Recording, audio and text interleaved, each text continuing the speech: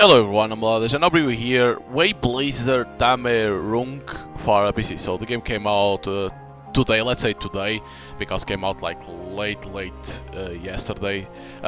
It's developed by Ruili, I think. That's why it's over here and published by Shirofun. This is an JRPG, let's say like that, because it's by turns. It's a turn-based combat if I'm not mistaken.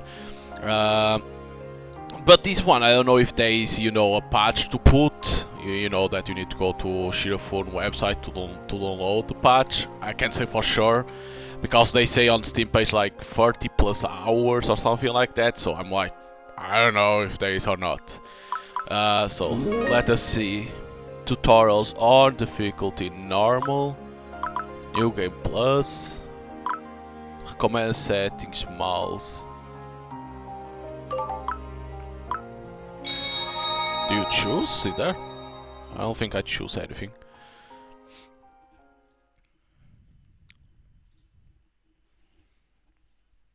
Let us see how it is. By the way, there is voice, but I took out to be faster to read. On the great continent of Halbach, in the region of Setetori towards the Silken Sea, there stood the kingdom of Mikelti, a proud nation of 8 towns which had prospered for over 60 years. Its population was primarily made up of humans, with elves and dwarves living on the outskirts. Their current king, Torkieg Gelteri, had once been heralded as a wise ruler who led the kingdom fairly, but in recent years the rule of the royal family and nobles had taken a turn for the oppressive. When the kingdom was first founded, the ruling class had worked in harmony with the common people, but as they began to impose heavy taxes and claim their possessions by force, the economy gradually collapsed and with it the peace throughout the kingdom. The knights who had sworn to protect the people were now being ordered by the king to suppress them, and with no hope of standing up against the knights, the people lived in despair, until their pent-up frustrations eventually reached a bursting point. For several years, the people organized an uprising that will spawn the entire kingdom. This era of furious rebellion will leave its mark on history, and change the course of the kingdom forever. Okay. Typical.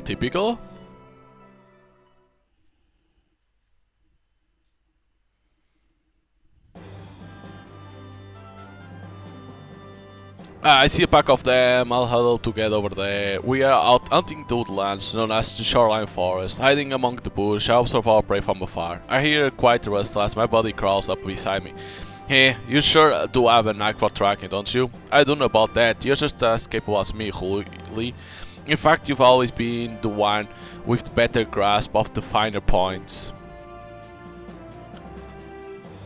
I suppose I can do everything our mentor taught us, but your senses are much sharper than mine. So don't let your guard down, okay, Mark? It doesn't matter which one of us is more skilled if we both end up getting killed out here. Right, you can never be too careful when you are out hunting monsters. Our mentor always warned us not to get into any fights where the odds were stacked against us. As foragers, our job is to collect vital resources from animals, monsters, plants and hordes.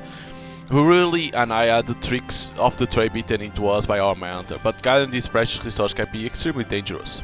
You and I have learned the skills of survival. Our mentor's teachings have practically become second nature to us. But we can easily lose our lives out here if we are not careful, so we gotta stay alert at all times. We can't let ourselves get discouraged now, otherwise all our mentors' effort training us will have been for naught. Hey Ruili, when we get back to Kotairil, let's go out for a drink to celebrate. If we can hunt this much prey, we'll be able to treat ourselves to the good stuff. I'd love to, but resources aren't selling for much as they used to these days. You're gonna have to hunt a ton of prey to really make a night out of it. You sure you're up for that? Well, it's not like I'm hunting by myself here. I got you with me, Ruili. We'll be fine. But the hunting's the least of our worries, huh? Yeah, you're not wrong there. Ruili and I live in a town called Kotairil, famous for its fine leather craftsmanship, and it's up to foragers like us to supply the resources that the local artisans use to make their wares. So we hunt down animals and monsters for their hide and sell them to the artisans who turn them into leather equipment. Things are already tough enough as they are, but lately the economy's been especially rough these days. Even if we keep selling the same amount of hide we usually do, we can barely earn enough to get by for a few days tops. Before, our usual hunt's worth of hide used to earn us enough to live for a month. But not only we are earning less money for our stores, the cost of food's been going up too. As our earnings decrease and the cost of living increase, do you really have to work as hard as you can just to get by? It's enough to make you lose hope and question if there will ever be a brighter tomorrow. It just doesn't make sense. The ones who decide the tax are the nobles, with the backing of the royal family. The law of the king is absolute. If you go against the royals, you are dead. That's simply a fact of life in the kingdom of Mikelti. It didn't used to be like this up until recently. The king used to be considered a kind ruler, and the kingdom of Mikelti attracted many skilled artisans. They were backed by the nobles to fund new trades and create new products. The citizens used to take pride in the fact that the kingdom had flourished thanks to this. What the hell is that king up to? You mean King Torquay Galteri? He used to be a widely respected ruler. They even call him the Wise King. Yeah, King Turkey or whatever. Did something happen? Something that urged him to suddenly start bleeding the people of his kingdom dry? But you know, I'm kinda surprised. About what? I mean, you're not usually concerned about these kind of things. Well, it's kinda hard to ignore. It's affecting our everyday lives. Everybody around town's been looking so gloomy these days. How could I not be concerned? But you're not wrong though. I don't usually care about this kind of stuff. I mean, I only just learned what the king's name was. Hey, that's just like you, Mark. But I can't say I blame you. To us common folk, the king might as well live high above the clouds. It's not like we'll never meet him, or ever have the opportunity to call his name. Exactly, and it's untouchable guys like him who run the kingdom. They are the reason why the people of Kotaeril are suffering. It's not like Mikeltis is in any feud with the neighboring kingdoms, and we are not at war with anybody either. So if we are not at war, what's the excuse of this rising tax? The knights stationed at the town have been acting pretty suspicious lately too. Yeah, they seem really on edge. Our town shouldn't be in any danger, but I'm getting the feeling that something's about to go down. I know how you feel, Mark. You're always concerned about the people of Kotaeril. It always pains you to see the citizens suffering. Yeah, they have always taken care of me ever since I was an orphan. They introduced me to the mentor that taught me the skills necessary to become a forager. How could I turn a blind eye to their suffering? Well, are you gonna do something about it, Mark? Like what? Like rebelling against the kingdom of Mikelti? Huh? You know, start the resistance against the ruling class? What do you mean? Have you got some kind of plan in the works, really? Nope, it's just an idea. It would be pretty fun to put them in their place, huh? Haha, jeez. You can't just casually say things like that. That's not funny at all, even as a joke. But if things don't change soon, people are going to die. You really think so? Yeah, human lives are frailer than you think. You can't live long when you don't have food to eat. And as long as the king and the nobles keep enforcing this heavy tax on us, people are going to starve and die. Without a doubt, without a doubt. Yeah, Ruili is right. People need food to live. Without it, they are going to die. It's as simple as that. Under those conditions, people are going to grow fed up and resort to drastic measures. Drastic measures? Unlawful acts, of course. They will be forced to steal. Some might even try to invade the nobles' homes. When it gets to that stage, the people are inevitably going to oppressed by military force, and then eventually things are going to keep going south and lead to even more deaths. Yeah, basically things are just going to keep snowballing. If things don't change soon, the kingdom of Mikelti will inevitably fall into ruin. Well, as worrying as that is, as we are talking, I noticed a change in the movements of the prey we were watching. Our prey is on the move. Really, let's move up. Got it, let's leave the discussion of our bright future here. I don't see much of a brighter future from what we were just discussing. Really? But doesn't the thought of all the lovely food and drink we are going to celebrate with tonight make you excited? Let's put our skills to work, shed some blood and make some money. What a dark way to phrase things. I mean, if you are talking about the blood of our prey, I guess you're not wrong. Okay, time to focus, this is a do or die situation. Let's do this, the hunt is on.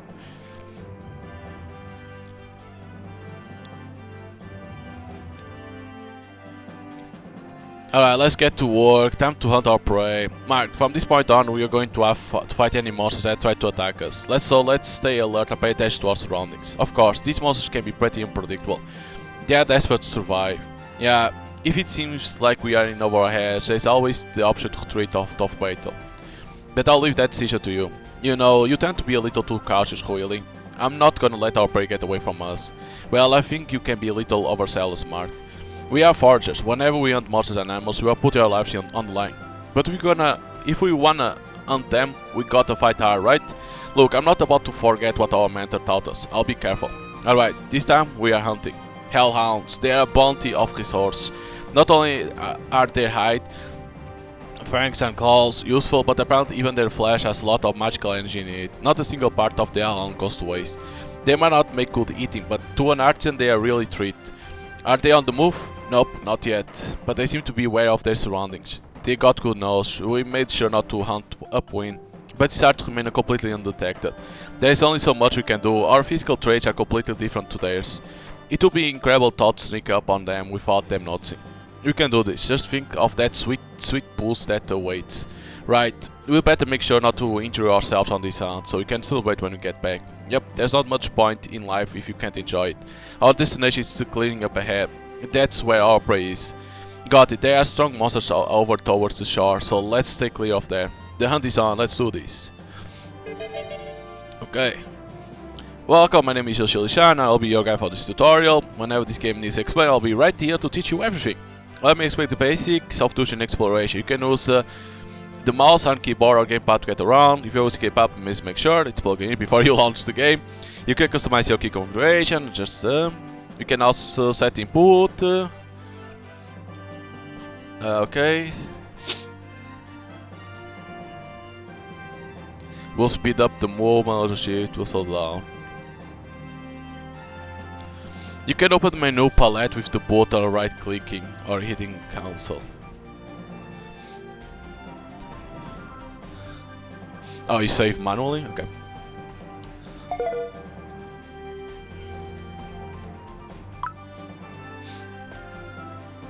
We can't go back. Okay. We save. First, of course.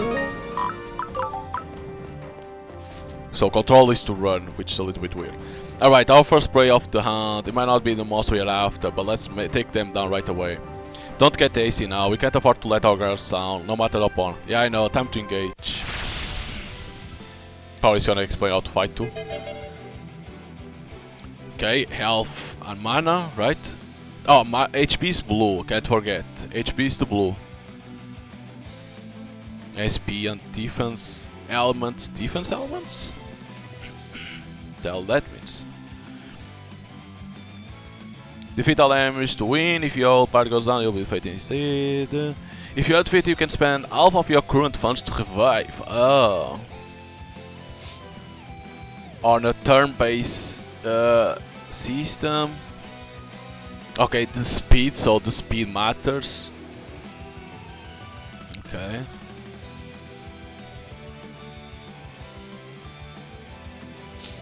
There's weakness damage is influenced by elemental.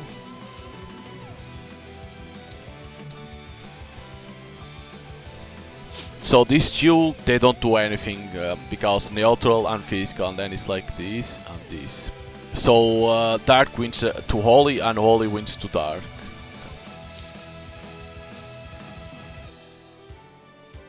So physical deals more damage to itself, to other physical. But less to everything else. To unit actions. Feats, main weapon, sub weapon, and item.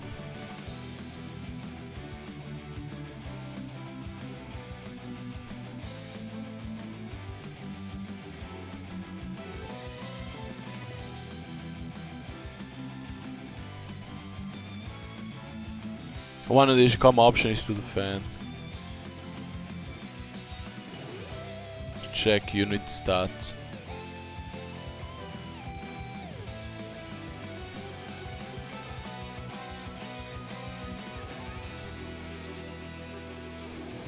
Okay. Double slash. Defense stats. So this costs SP.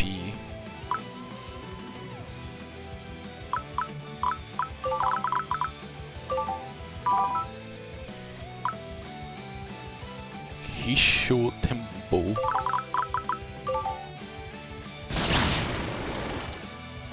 Holy damage.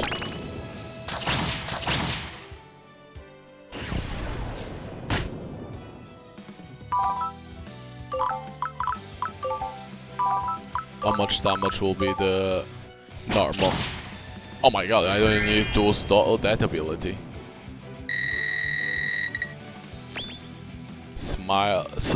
slime fragment. Smile, yes. That wasn't too bad. We can handle potatoes easily enough.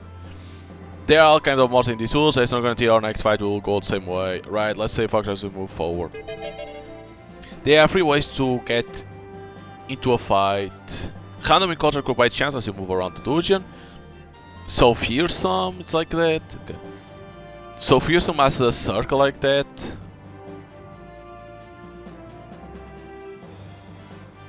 Okay.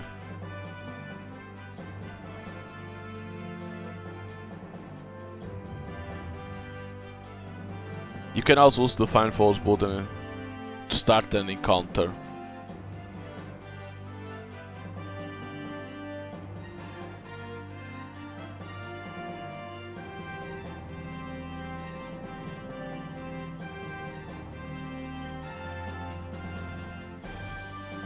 To open the feats menu directly, allowing you to heal or buff your part with ease.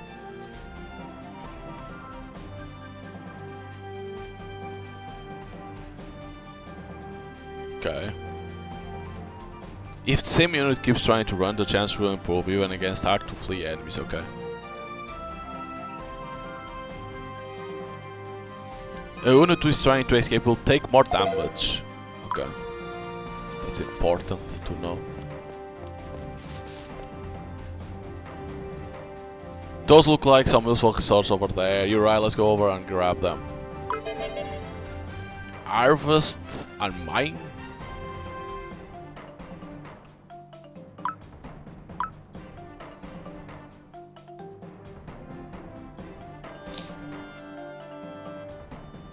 Harvest, mining, hunting, fishing.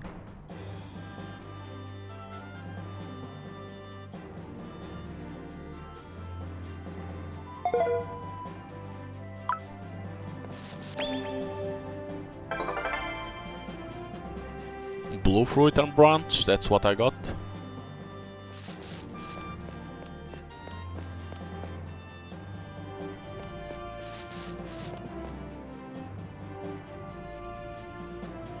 That healing feather, you'll regain your vitality when you touch it.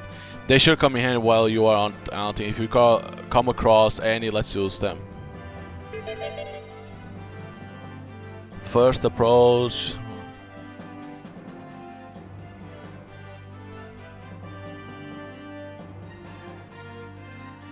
Bronze, argent, golden.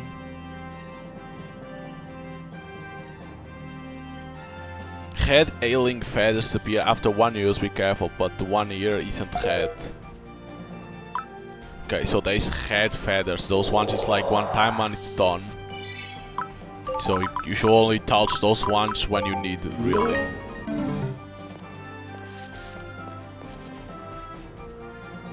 Ooh, look at that one. Is this the place that I needed to go? Fuck, there was another one. Waiting for a chance to strike, I take a breath. I set up my breathing and try not to make a sound to conceal myself as best as I can. I thought we try to stay out of our target's detection range. They are wary of us, they can sense us drawing near.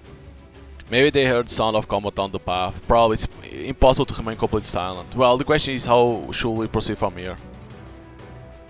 If our targets are aware of us, we are not going to be able to catch them off guard unless we back off. But even if we did, we are bound to give ourselves away again. If we want to gain the upper hand in battle, should we go for it?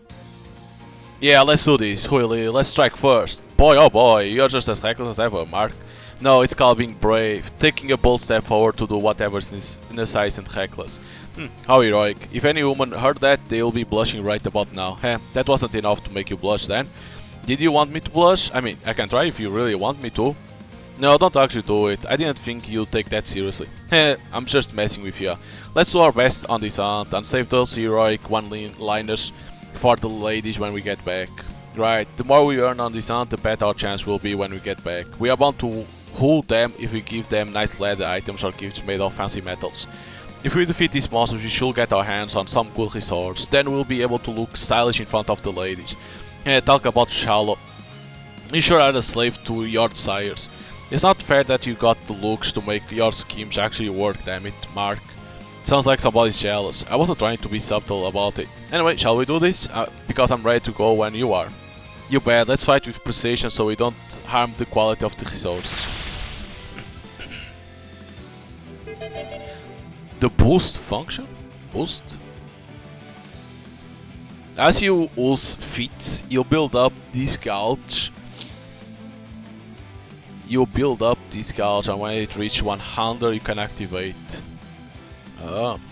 Hit the boost button to the left of your feet here and select the target to use it. It will always activate on the current selected feet, so make sure to change to the right feet before you pull the... Using boost will increase the power of offensive feats, the HP heal by healing feats. All units share a single gouge, which gets reset when it's used or upon leaving the dungeon. Use that boost whenever you need an edge. Bird shot? But it's only to 1. This one inflicts slow.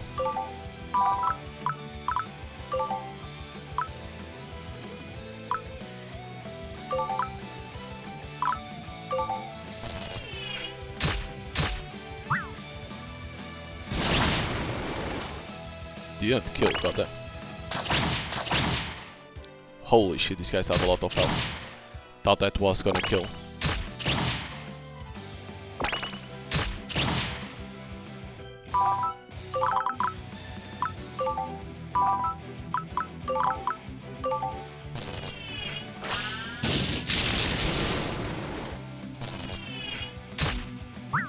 They have that ability that's to be first strike.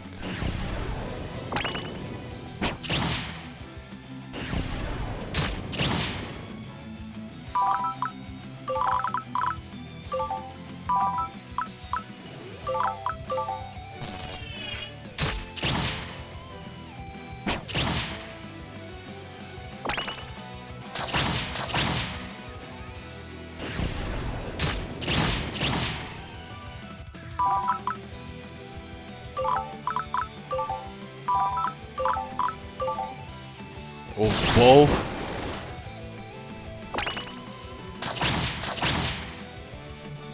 Like that we deal a lot of damage.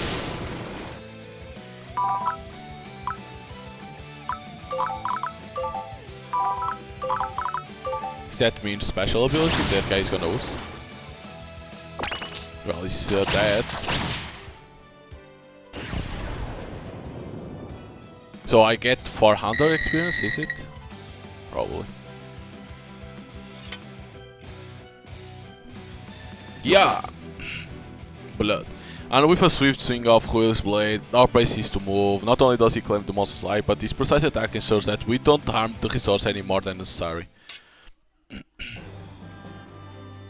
Feel well done over here, looks like you're done too. Yep, we subjugate the Hellhounds. Well done, what are you looking at me like that for?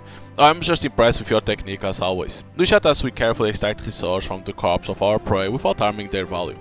You were trained the ways of the blade, right? Ruili wasn't born in the Kingdom of Mykelti, or at least I don't think he was, but I never really asked him about it before. Judging from the kind of clothes he usually wears, I would say he's probably from the neighboring nation of the dominion of Disnafrodi. Yes, I suppose, but I never really liked the training back at the hometown. Thought it almost feels like a joke how much it come in handy with my forger work scenes, so I guess I should be grateful I went through it. His tone is light-hearted, but I catch a glimpse of bitterness in his expression. You don't enjoy talking about the past much, do you? Nah, that's because I don't have any happy memories. I don't know if that's something to be laughing about. Well, anyway, that's why I left my hometown and moved to the Kingdom of Mykelti. My life here is great, it's so much better than how constrained things were back at my hometown. Really? Well, I gotta say, it's fun having you here. There's never a dull moment. That's my line. If there's no one thing I don't feel when I'm with you, it's bored. I can't help but feel like you are mocking me, but hey, if you are having fun, I'm glad to hear it. Alright, let's finish off dealing with this prey here. And so we could extract all the necessary resources from our prey and pack them away. Oh, we can move.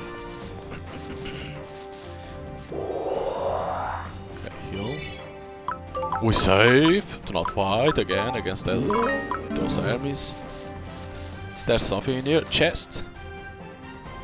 Is that the treasure chest? Looks like it. I hope there's something useful inside. Stumbling across the treasure chest is one of the true pleasures of exploring. It really makes you want to score every nook and cranny. Well, let's open it up and see what's inside. Holy shit, wood, stone, grand, bronze, silver and gold. And then there is something else in there. Bags, oh there is bags and treasure. You'll find a suspicious looking spot and get a brown. Some of these are items too. You can see the new item found in your bag where it will with a new item. If it's something you can equip, you may want to use it from the equipment screen instead.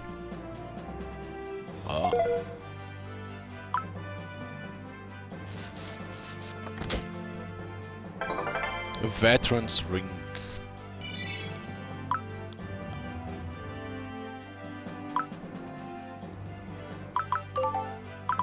Basic tips. It's not this, right? It's information. How the hell do you go for the... No, X is this. Oh, party.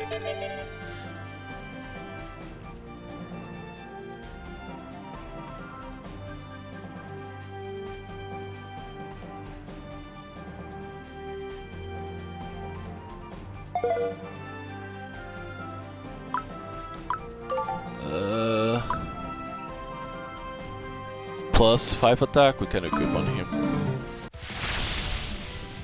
My god, I got a random encounter.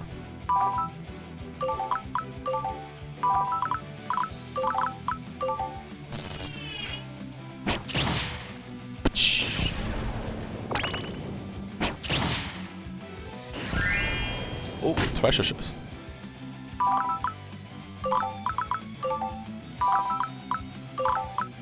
Oh, I should lose these two. I always forget that they have to Japan's tools.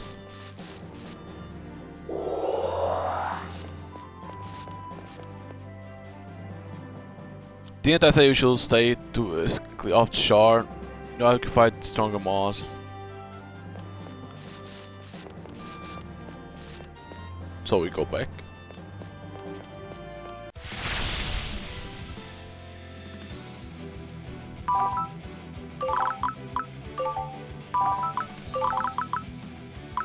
He can't attack to both.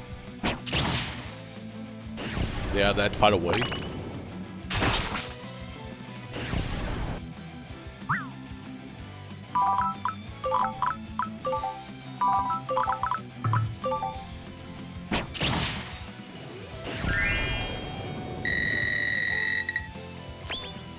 Another slime fragment. Oh shit, there's wolves. There's a girl. Ruili and I make small talk as we head back towards the entrance of the forest. There was a lot of prey this time, so today's hunt went on pretty long. But the people of Kotari are sure to be pleased with what we gather. Yeah, the leather artisans depend on our work. The amount of wares I can sell all hinge on what we provide them. So the harder we work, the better it is for Kotari. Alright, let's end in the resources we got today and head straight to the usual tavern. Ah no! Ah! At first we heard just a faint yelp, then shortly afterwards an unmistakable scream. Did you hear that just now? Yeah, it was close. It came from this direction. Ruili and I run in the direction of the scream and there we find... No! Ah! Helpless damsel. Okay. A panicky young woman cornered by monsters. But to her credit, she's not just cowering in fear. Stay back! No! Ah! No!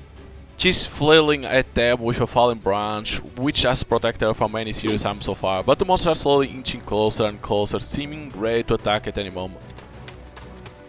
It's a woman, I don't recognize her from town. This is no time to stand around chatting. We got to save her, Ruili. Right, we need to act fast, or else, without our Yappers we worry to rescue and confirm our battle plan without taking our eyes off the monsters. We need to contain them first, so she can get away. I agree that's the best course of action, but how should we go about it? Well, that's obvious, we charge in there and cover her. Let's go! Aren't we just putting ourselves in harm's way by doing that? Oh, I get it, you wanna look cool in front of her, don't you, Mark? That wasn't actually my thinking, Ruili. If it's between us getting injured and her getting injured, there's only one choice, right? True, feel free to go get yourself maimed. Knock it off, I'm gonna impress her by ensuring that nobody gets armored, you just watch. Yeah, it looks like they notice us, time to fight. I'm not about to let another person I'm trying to save die before my eyes. If the monsters have noticed us, that's good. They'll have to shift their attention away from the woman to focus on us. We'll save you. I carry out, yelling at the top of my lungs. Bring it on, you're going down, you monster bastards. Oh, nice battle cry, you're really up for it, huh? They really sent a dull moment when working with you. I got a bad feeling about these. Do I need to click? Let's beat them before more calm. Special actions? Enemies will sometimes take an action outside of their usual behavior. When the conditions are met, these actions will activate immediately outside of turn order.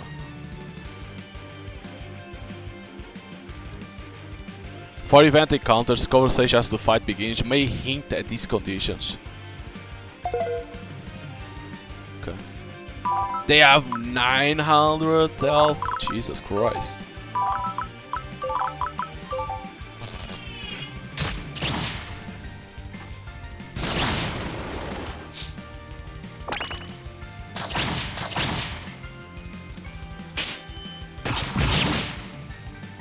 Holy damage.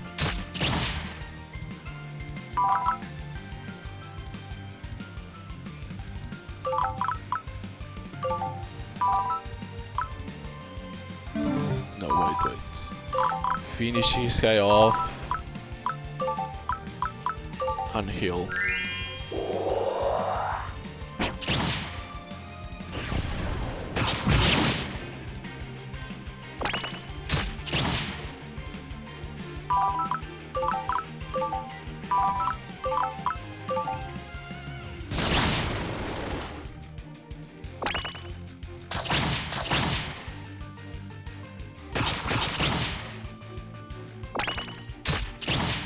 That probably means special thing.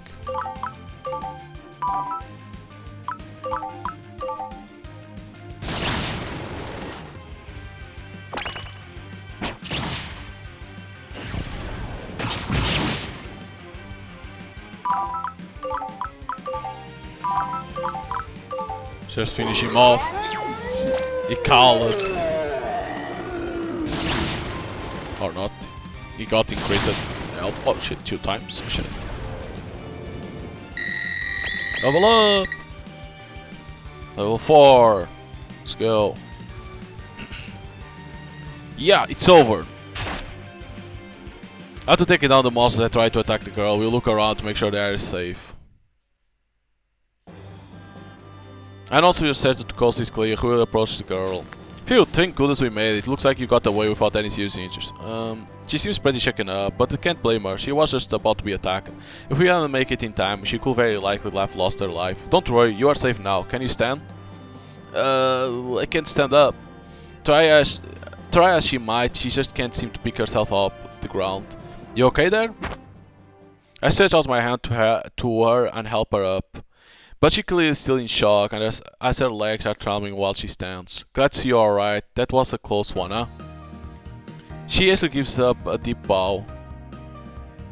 Thank you. You saved my life. I thought I was going to die before reaching town. Don't mention it. We're just glad you are safe. It's pretty bold of you to be traveling through these woods by yourself, though. Ruili gives her a slight critical look, to which girl hangs her head.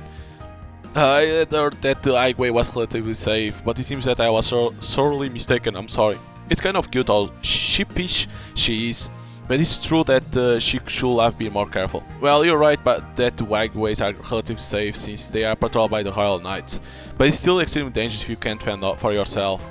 The monsters tend to stay clear of the highway because they get a lot of foot traffic, but these days things don't seem quite as safe as they used to. Have the monsters' populations increased throughout the kingdom or what? Well, we'll leave the finger wagging there. The fact that we could have saved a cute girl from being taken from this world is cause for celebration. Cute? You're gonna make her cry if you keep staring at her with that scary look in your eyes, Mark. I'm not crying. My legs are just a little shaky, that's all. She's charming like a newborn deer. Anyone will be worried if they saw you like this. Apparently fed up with the teasing, she hits me lightly. It didn't hurt at all, but at least she settled down enough to get irritated. Sorry for teasing you, but at least you got your energy back. So, where are you from, and where are you headed, miss? I'm from Riyama. I was heading from Riyama to Kotairil. Riyama? That's a small town to the northeast of here. Well, if you're headed to Kotairil, we were actually on our way back there. We can escort you back if you like. That would be a great help if you could. Thank you so much. Oh, I'm Sophia, by the way. Phew, it's a relief to see that smile on her face. It would have been a shame if her run-in with the monster had left her traumatized for the rest of her life. I'm Mark and this is Ruili. Nice to meet you. Well, shall we get going then? Ruili, let's not forget about gathering this resource. Oops, you don't mind waiting for a moment, do you, Sophia? Oh no, not at all. Sophia watched nervously as we promptly sacked the body of the monster. So are you two adventurers? You seem quite used to fighting monsters, or at least rather good at it. Nope, we are foragers. Our profession specializes in gathering resources. There's lots of leather artisans at Cotaril, so they need a lot of supplies. Yep, so we're naturally pretty used to fight against monsters. Oh, I see. We have lots of textile artisans in Riyama too. Our town specializes in harvesting and cultivation. Every town has their own specialties, huh? So Riyama's is textiles. Well, most people are farmers, no matter which town you go to.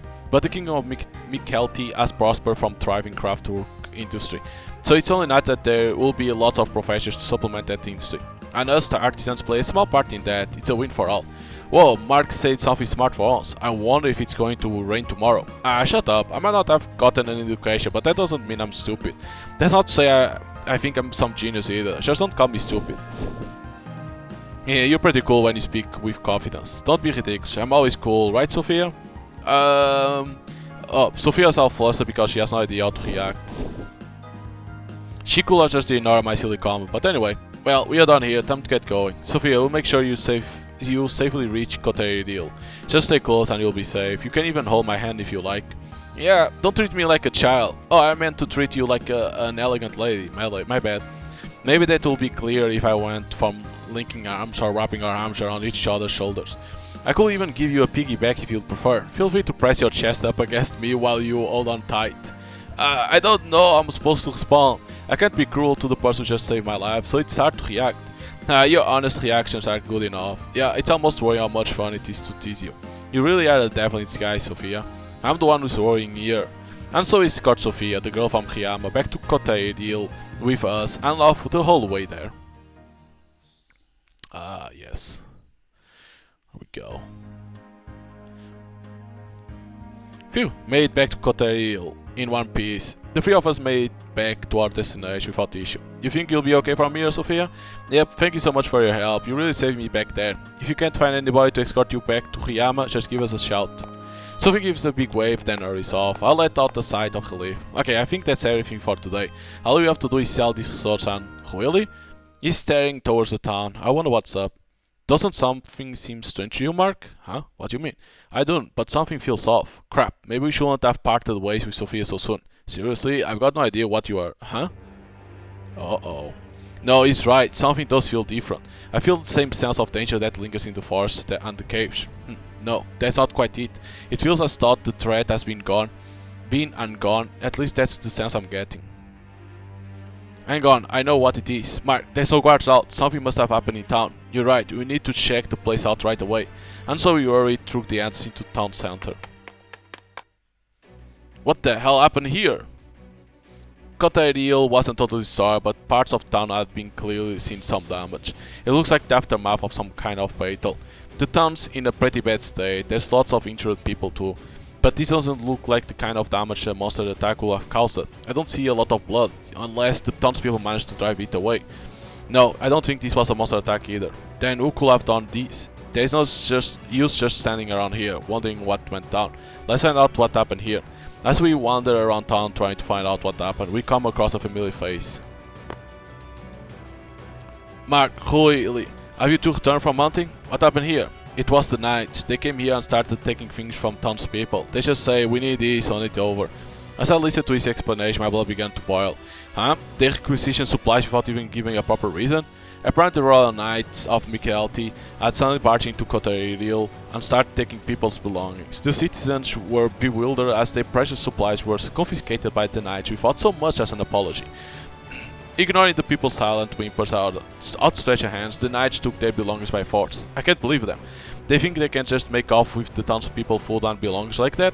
They say they had a valid reason for doing so. His fists are clenched in frustration. It seems his emotions have yet to catch up with him. They were granted an official warrant with His Royal Highness sealed to proceed. That's what the man who was leading the knights said anyway. I think that was the vice commander. A woman with clear exhaustion on her face chimed in. I've seen his face in Santaria. I never knew he was like that. The Vice Commander of the Royal Knights. Santaria, the capital of Kingdom of Mykelti, is the home of the Royal Knights Order. If she's seen him there, then she's bound to be right. So what were the Knights stationed here doing while this was all going down? They live here. They are the ones who are supposed to protect this place. Some of the Knights are stationed long term in Cotairial, and they work and have families here. If they ransack the town like this, it's going to impact their families too. They could be ostracized just by association. Sure, they won't have just let this happen, will they? They couldn't do anything about it. That leader of the Royal Knights used His Royal Highness' name to validate their actions. Our local knights couldn't possibly oppose them. Ruili is visibly shocked. His voice wavers as he asks, His Highness, King Torquieg Galteri allowed this to happen? Yeah, I still remember it clearly. The Royal Knights had used their overwhelming might to force the people into submission. Yeah, is this the Vice Commander, is it? Come on, bring out all the supplies we've been stockpiling. We are taking the lot. How could you do this? Stop, we'll never survive the winter without them. So what? Why is that our problem? How can you be so cruel? Why are you doing this? Why? Don't get the wrong idea here. This will be of benefit to the King of Mykelti. By all means, you're welcome to cry tears of gratitude, knowing that your supplies will be put to better use by the Royal Knights. Yeah! Anyone who tries to stop the Knights is rendered powerless with brutal efficiency. Yeah, that's it. Grovel on the ground. What you all standing around for? Hurry up and bring out your stuff. Some of the Knights wear looks of confusion, and others seem to be trying to hold back their emotions. But nobody can do anything to stop them, and so the townspeople precious supplies are loaded onto the Knights' carts one by one. Vice Commander Waterfleek, please stop this, huh? Who do you belong to? I'm a Knight of the Cotairial Guard. If you take these people's belongings, they will... Who do you think you are talking to with that arrogant tone of yours, you grunt? The Vice Commander gives the Knight a hard kick, knocking him to the ground. You don't seem to understand, so I'll make it nice and simple for you. Ain't that generous of me? Look at this. This right here is a royal decree. It's an official requisition order from His Royal Highness. Now do you understand? But that only permits the Royal Knights to collect what's necessary to fulfill your duties. Shut up. I'm the one who decides what's necessary for the Royal Knights. Yeah, according to this decree, whatever I say is the law of Mykelti. That makes my word as good as the word of His Highness. The Vice Commander always swore and holds it to the Knight's throat. Now, if you waste my time with any more of your protests, you shall be deemed a traitor and be dealt with accordingly. So what's gonna be? Are you, as one who swore the Knight's oath, going to go against the word of the King? Forgive me for wasting your time. Well, what are you going to do? What's the appropriate action you should be taking right now? Sir, requisition supplies as per your orders. Good, now get to it. Take anything that seems useful. I'm sorry, there's nothing I can do to stop this. And the Knight didn't speak another word until he completed his duty. So that's what happened here. I can't believe this all happened while we were out in the shoreline forest. Even if we'll find out what's going on, we won't have been able to make it back in time. How dare they? Those Royal Knights think they can use the King's decree to justify their thievery, so the Vice Commander was the one behind this. Another big wig, swinging their weight around. This sounds like a real scumbag. Yeah, but it doesn't make sense. I always heard that the Commander of the Knights was a virtuous man. If that were true, you'll never all have allowed the Vice Commander to commit this blatant act of extortion. Why will he let the second in command do this? I guess it's because he had the backing of the King's decree. Nobody could say otherwise. It's a Knight duty to follow orders. They can't disobey the command of their superiors.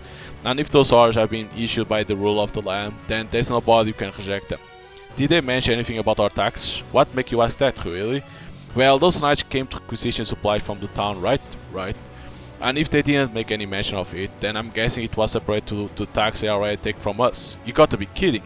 Every town in the kingdom has a certain amount of tax to pay, and all residents of the town have contributed to paying that tax. So did he make any mention of tax at all? I did wonder if they were taking our supplies as a form of tax payment. Yeah, but the Royal Knights, well, the Vice Commander laughed in our face at the mention of it. He said that this was his right, that we commoners don't deserve to have luxuries. He said we had to give everything we had to them, that they deserved them more than us. Yeah, and before leaving, you look back at the town and say with a laugh, this is the price you have to pay for our protection. That's outrageous. So they stole all supplies the people been desperately accumulating on top of the heavy tax they are already burdening us with. I see, so they really are just making us suffer. And if we can't afford to pay our tax after this, then the whole collateral is going to be punished. They are abusing the law simply because they know they can get away with it. The Royal Knights have the mandate of King Torquiek to collect tax and supplies from us, which means that they are technically not doing anything against the law. It's the people who try to resist them that will be punished, but we can't even resist them in the first place. They won't hesitate to use the full force of the Royal Knights to strike down anyone who dares try to defy them. How could the people whose job it is to protect us be the very people inflicting harm on us? God damn it, they are basically just telling us all to die. As Ruili looks over the damage that's befallen the town, he quietly mutters, "With all our supplies gone, the people of this town are going to starve. They haven't just robbed the people of their belongings.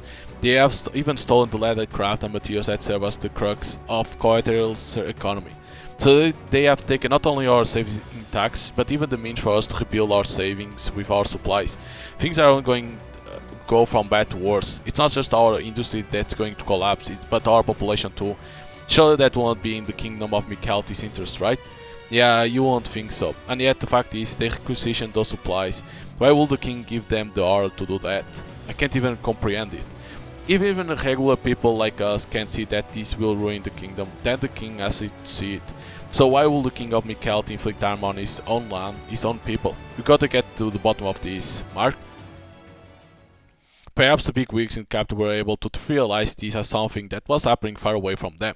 Maybe everybody was convinced that increasing our tax will be the solution to all the kingdom's problems. Not just the people and the nobles, but even the king.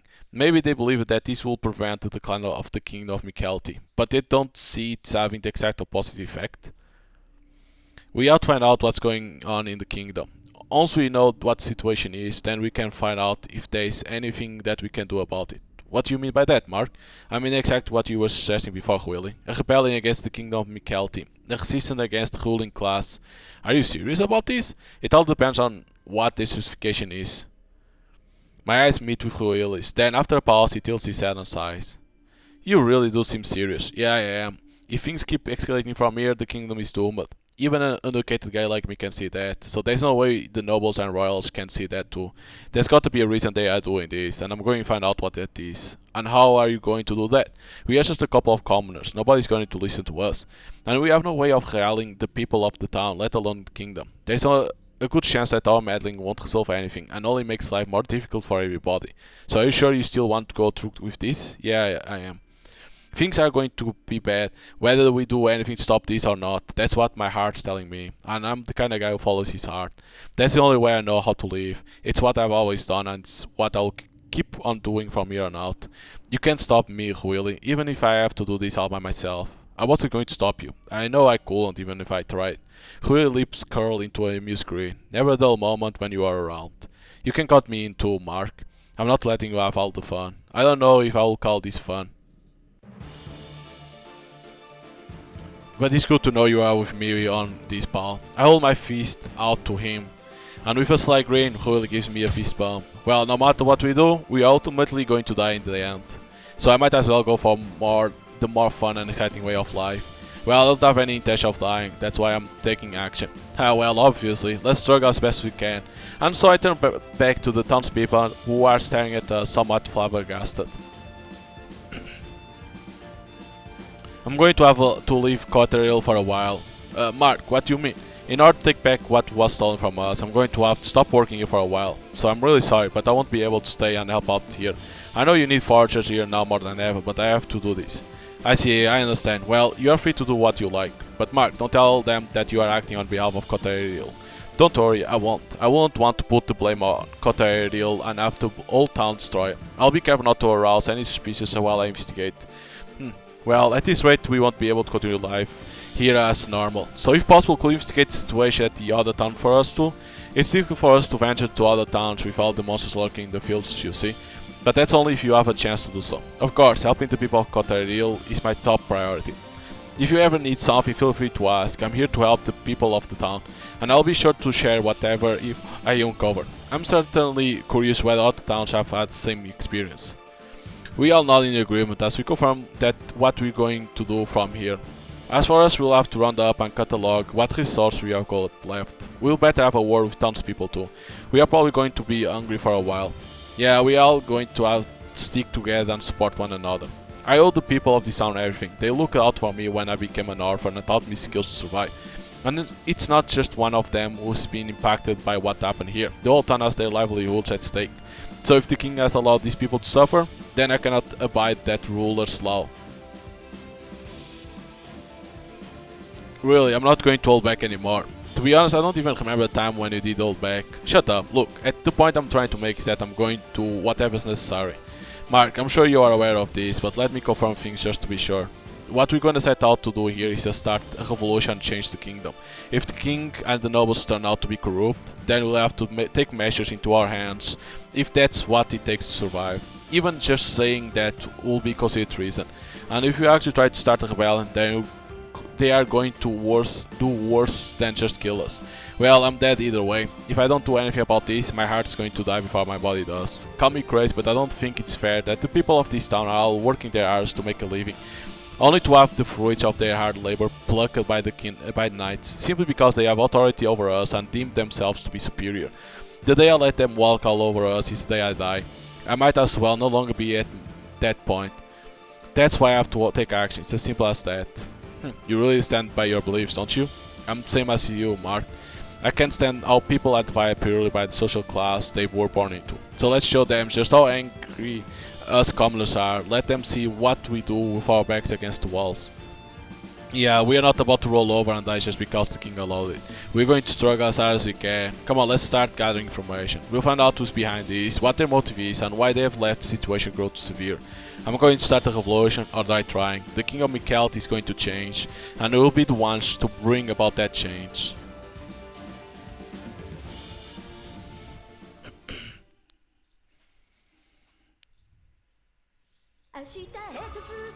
Oh, there is even music in here. That was only the fucking prologue.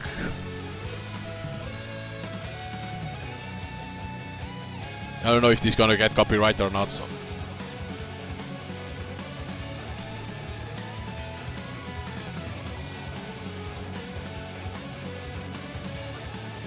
Is that the king?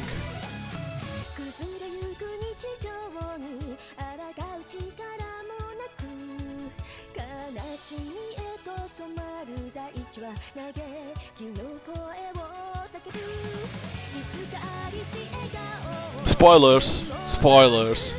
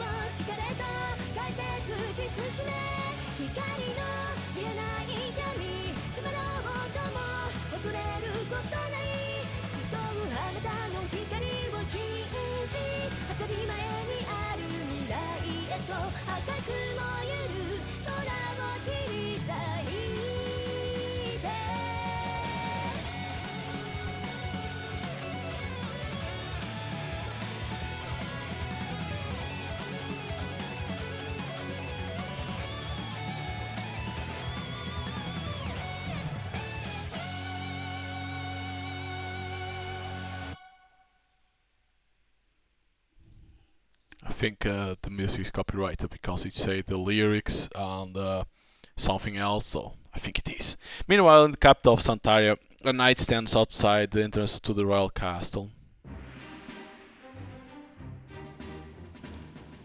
Sophia Galteri, come in. Certainly, I, Walter Flick, shall come inside at once. The knight holds his hand until Chester gives a polite bow. I trust everything went well. The knight nods respectfully as he reports the fulfillment of his duty. Yes, we complete requisition of supplies at Cotarili without a hitch. All thanks to the royal decree which you provided us with, your highness.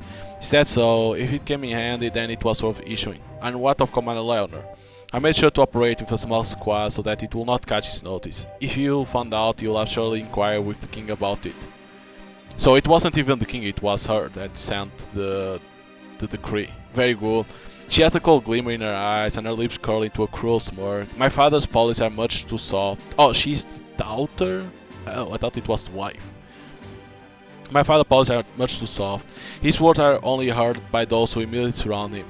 Thought that may eliminate the guilt of the royal knights and allow them to feel justified in their actions. The same cannot be said for the commoners being robbed of their valuables. After all, they have no way of knowing what the king ever said. The people will no doubt ask his speech, which will inevitably lead to discontent. And that's where the royal decree came in. We were able to present to the people that we were following orders. I made certain to explicitly state that we were granted permission by the king while we were carrying out our collection. The corners of Sophia's lips curled as she listened to her faithful knight. You did? Good. We need to ensure we had a way to crush any attempts to resist if they grew unruly. That way you can keep them in line without wasting any effort. Sophi'a smiled softly to herself, her eyes glowing with delight. Authority is an invisible and clear force. The most efficient way of making them fear you is by stimulating their imaginations. But by giving that authority a physical form, you can then grant it to other people. Walter, your words carry with them the authority of the king. Exhilarating, is it not? To be able to oppress the people as you please, while placing all the responsibility on somebody else. What could be more empowering than that? These were the same sentiments that the knight had expressed at Cathedral. Having seen the results of her theory put into practice, the knight is so amused he struggles to hide his elation. Yeah, forgive me, I could not help but laugh. That's quite alright, that face suits you well. It is always a genuine pleasure to see a person's true nature reveal itself so blatantly. It seems I have found a suitable ally, She can't quite conceal the cruelty and ruthlessness that emanate from her smile. The knight sees this, his eyes narrow, and he trembles from head to toe. My, you truly have a remarkable disposition, Princess Sophia. That is why I wish to pledge my loyalty to you. Sophia gives a satisfied nod in approval of his request. Very well, I shall offer you my support in your deeds. I grant you permission to use my name, the second Princess Sophia. Do you know what that means? The knight finds himself entranced by her eyes, as dark as the impenetrable shadows. That I am now appointed to you. I, Walter Flick, pledge my life to you, and I shall use the full force of the royal knights to serve you. And the two of them looked at each other with maniacal grins, as they envisioned the exact future they have in store for the kingdom of Mikelti. I don't know, she looks like Sophia. Could be sisters? Who knows? You know, I'm kinda surprised. About what? The town of Cathedral is starting to show traces of its former lively self. The people have gathered together to discuss ways in which to recover from this dire situation. I figure you will have gone straight after the Knight's Mark. There won't be much point in trying to attack the Knight's military base. In fact, it will probably just make things worse. If we act now, we will risk looking like we are getting revenge on Cathedral's behalf. What a relief, you're actually thinking things through carefully. What? Where you expect me to be more hot-headed? I'm a forager, we have to be cautious, no matter how aggravated we are. Right, if you lose your cool while you are out hunting, you could risk losing your life. Exactly, that's one of the first things that is drilling to us as foragers. That's why we need to gather information first, and then determine what the best course of action is from here. Agreed, if we don't come up with a solid plan, we are screwed. So first off, we need to go around to the other towns and gather info. Yeah, and we need allies too. The two of us don't have a chance standing up against the kingdom by ourselves. But the more people we have, the more attention we're going to draw to ourselves. We can't just approach people at random and build our numbers unnecessarily. Right, we need to seek out like-minded people who are able to fight. If we are selective who we partner up with, we'll be able to keep word about us from spreading. Yeah, the only time we want to draw attention to ourselves is at the decisive moment. Well, not that we have decided what action we're going to take it yet. But hopefully we cross paths with potential allies while we are out gathering information. If we can become acquainted with influential people of the town, that will help us in our efforts. Well, where should we head first, Mark? If we have the party from Cathedral, we got several choices.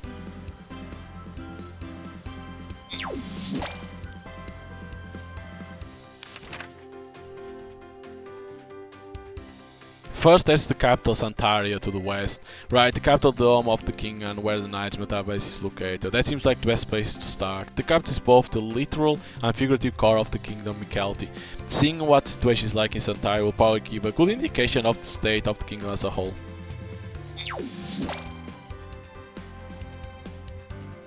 Next is say the kingdom's largest population center after Santaria. I know they are pretty powerful. I think the place is further to the southwest on the coast. If they had trouble like we have, then they will be good allies to have on our side, but somehow I have the feeling it won't be that easy.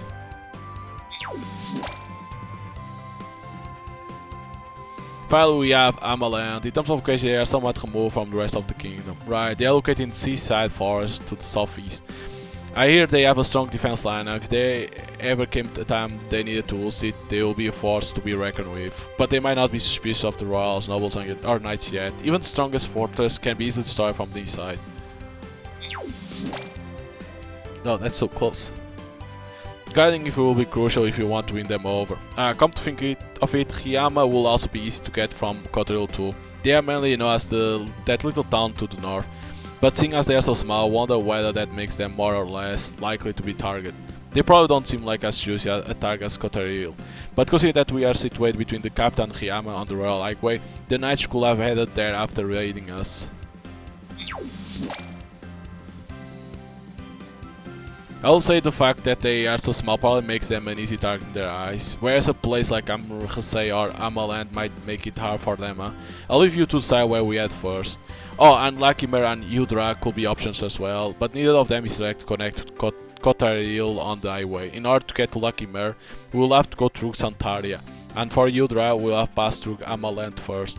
Got it, and outside which town to investigate first. We'll have to come back and check up on the Kotaril too. We can't abandon them in their time of need. Right, let's check up on them when we get a chance and see how they are doing. If you want to go hunting again, we should head to the Shoreline Forest.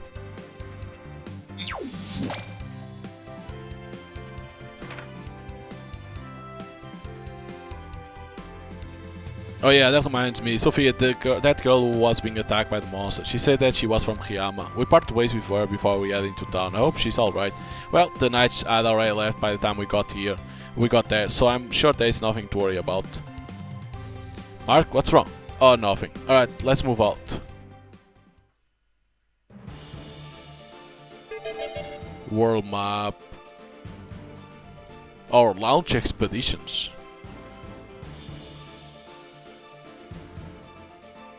You can see every location you have visited. Current location, town and dungeon.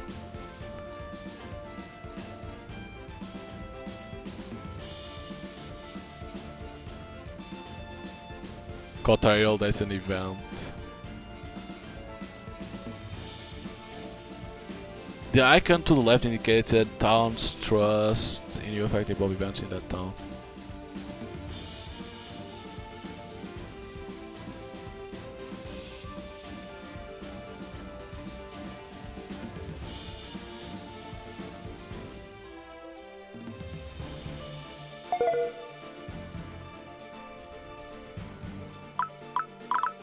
But there is something here. Town map. Some towns even offer mini-games, really.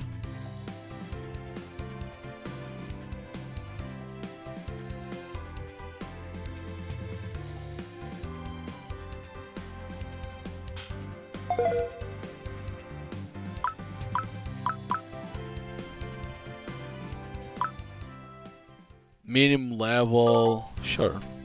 Oh, I was level 4, fuck. We came back, check on the situation, and we are walking on the... Let's see here, I wonder if anybody needs our help. We should give priority to people who can't help themselves. After a nice acquisition of supplies from town, everyone is struggling. From what we heard, it didn't sound like anybody stood in defense of them, but there's still a lot of damage around town. I guess they used their force to intimidate the people into handing over their wealth and possessions. But I wonder why there's damage to the buildings and the town itself. You think there will be casualties, but there weren't. Well, they are not bandits or enemy soldiers, so it doesn't really make sense that they will damage the buildings intentionally.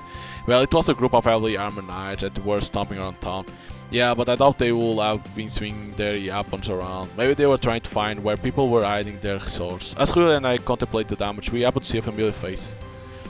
What are you doing here, Mark? You are back already? Oh wait, sorry, are we getting in the way? Not at all, but do you have time to wander around here? Yeah, it's fine. I know I'll say we'll be venturing off to the other towns, but we also want to do can help Causadil too.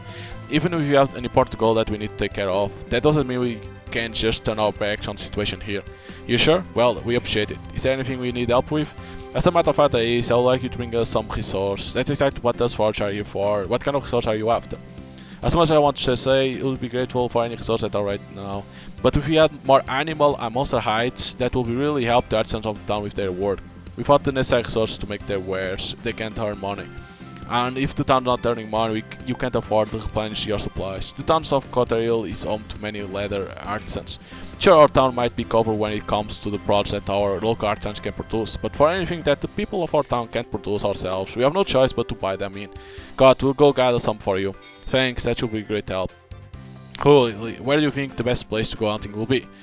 Well, there's plenty of good candidates, but if you're looking for a place where monsters dwell, the nearby cave will probably be your best bet, won't it? There's a deep cave located near Coetriol, which is called Fiend's Den. It's a dangerous place where magical creatures dwell, and the people of the town are warned to stay away from there. Yeah, that will be the perfect hunting ground for us. There's more than just animals and monsters, we can find other materials there too, let's go. Yeah, time to do some good old gathering work. Let's delve into that cave and get hunting. Alright. So it will appear in the map. Okay.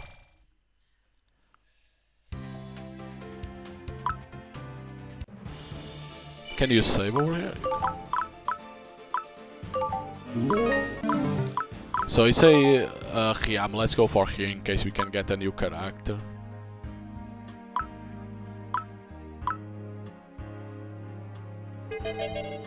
Shopping.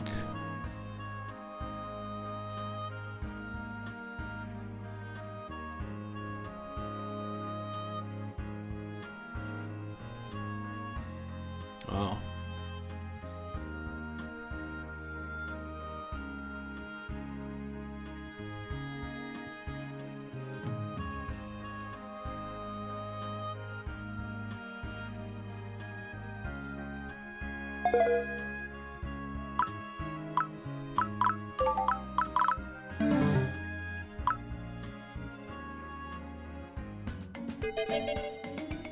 It's a mini game in which you will use about an hour to hunt prey. You'll expend a quiver every time you hunt. Each target will contribute a different number of points to your score when you destroy it. The more points you get, the grander the prize you'll be taking home, so try your hardest.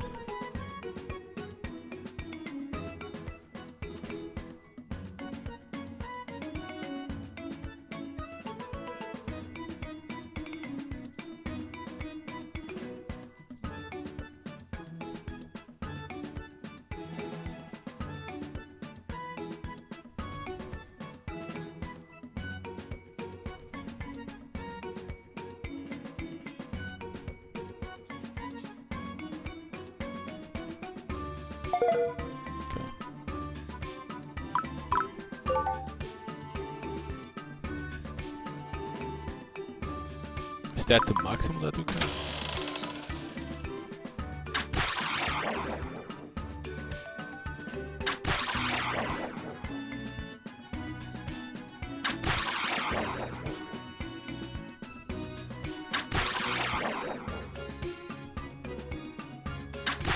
That's negative, fuck.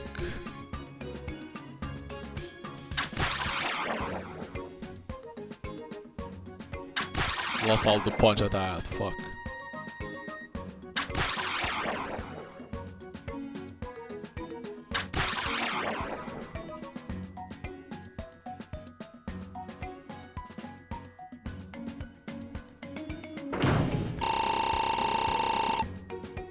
Oh, I got all these, that's not bad.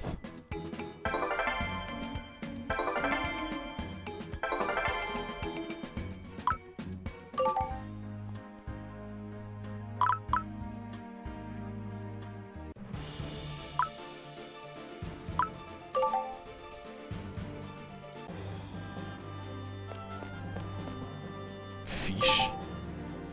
Nobody in the party can do that.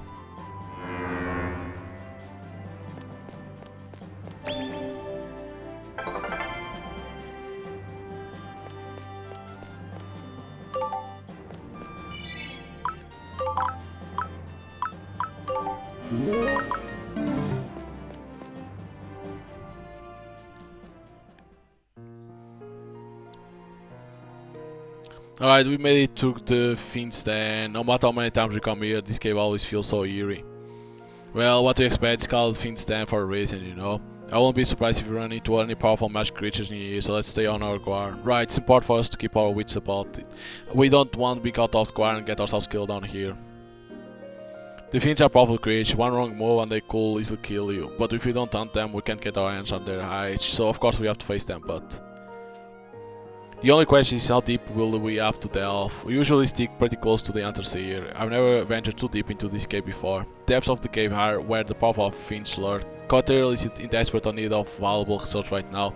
While securing a large supply of resources is definitely important, they will really benefit from having more expensive resources on hand too. That's true, being able to deal in higher value products will work in town's favor too.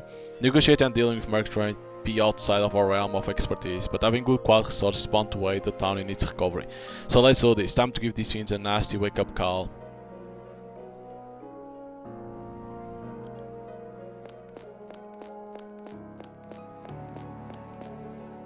Nobody in the party.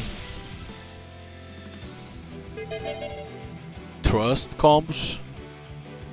Each ally unit has a level of trust.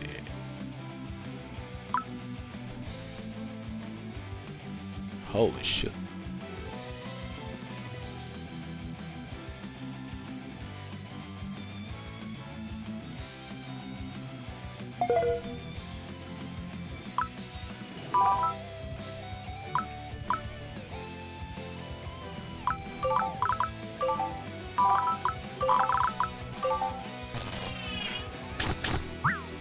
Probably could have used the spear to attack both.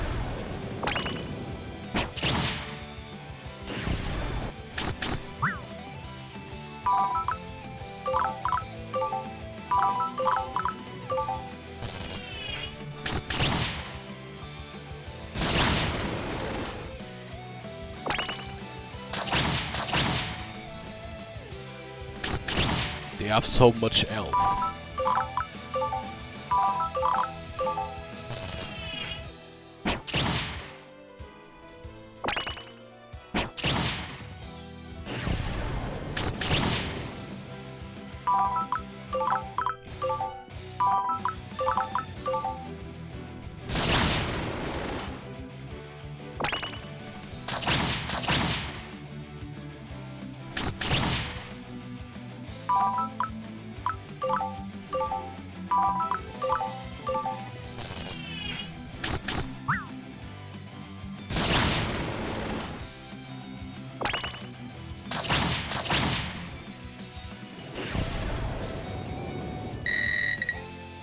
$500 experience.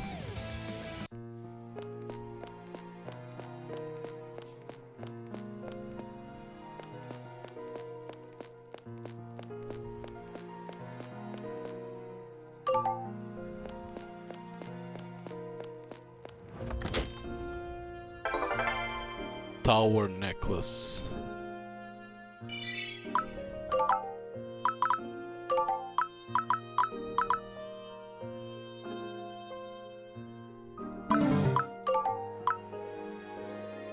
Intelligence. So these for magic. So it's not for them. I wonder, are you supposed to have Sophia in this place?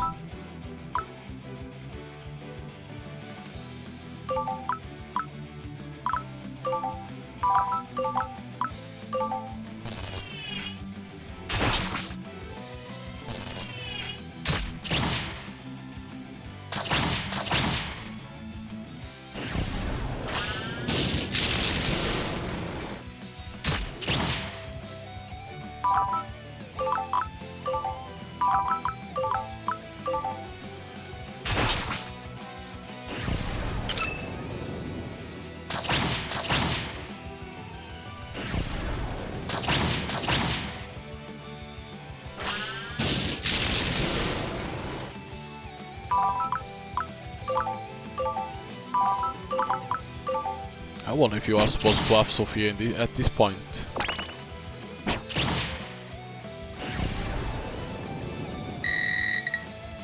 But I went to Riyama, there was nothing.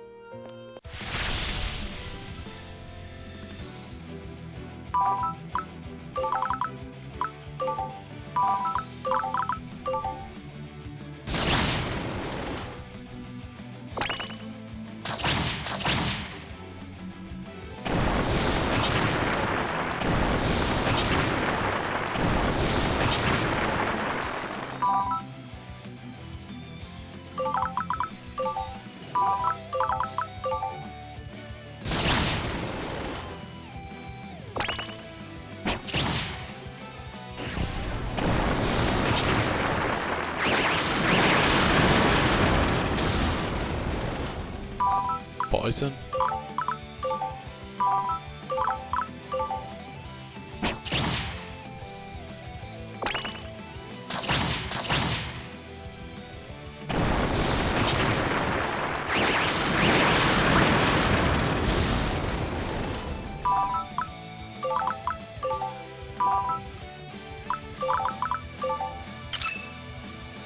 Combo. Again.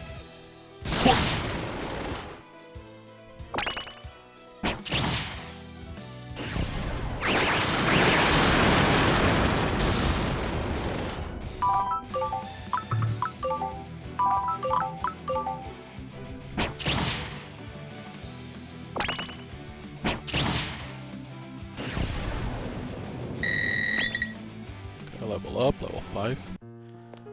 I wonder how you get abilities or feats. Do you buy them or is it by leveling up?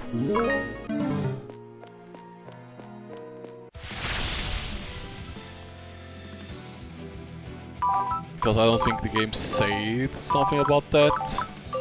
How you unlock them.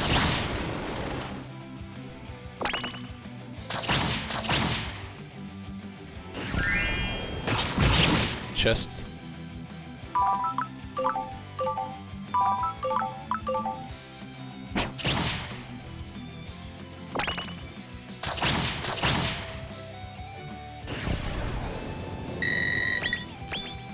Fiend hide. Because see, I have these things that I can do anything with them.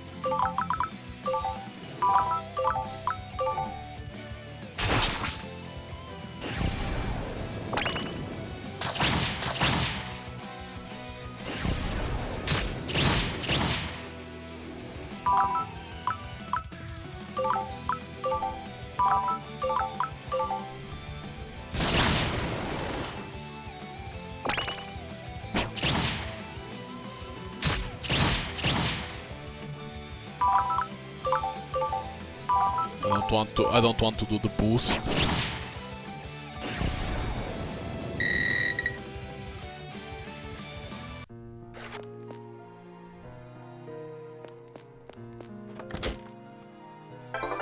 Healing water.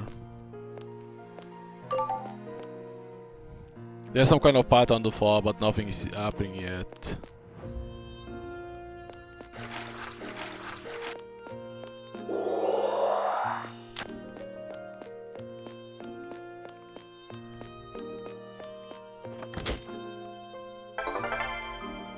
Dead-eye bungle.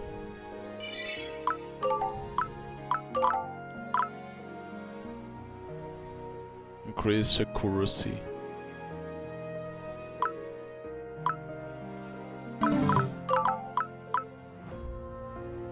This only to increase accuracy, but doesn't give nothing else. It's like, sure, we can do it like that. I don't miss a lot. So there is nothing else in this. Because in there it doesn't happen nothing.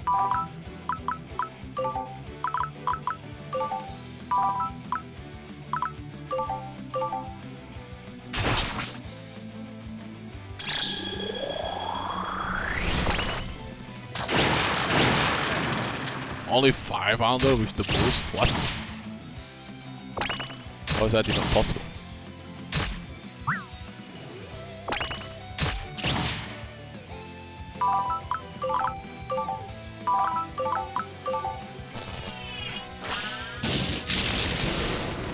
That was a little bit cheaty.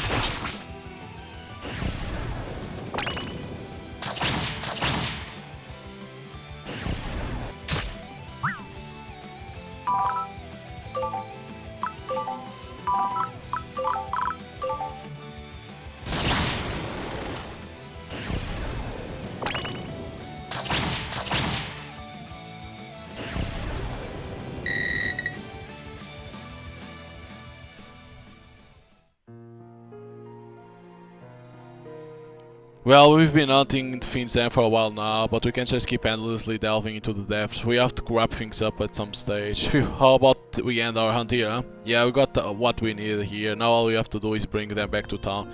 Mark, I'm sure you were aware of it too, but yeah, of course, if we hunt too aggressively, we'll destroy the local population. No self-respecting forager ever hunts in an area. The fiends might be dangerous, but they provide valuable resources to some people, and if we end up hunting them to extinction, we won't be able to obtain those precious resources anymore, and it will take a long time for the fiends to repopulate the area. The ripple effects of our overhunting are severe. That's why foragers are taught that we need to manage the fiend populations. We found a lot of fiends in this cave. We will need to warn the townspeople to keep away from the cave. We will better restrain ourselves too. This cave is an important resource for the town. We need to ensure this place always has enough resource for when the town needs them. And so we head back to the Coterial and hand in the resources we secured for them. For ourselves, we just keep enough to ensure we won't go hungry. Those resources are bound to come in handy, but it's only going to tide them over for so long. We're going to have to think of a more fundamental way of helping Coterial recover. So we get out there immediately? Oh no. So basically saying that we can get out. It's basically what's saying.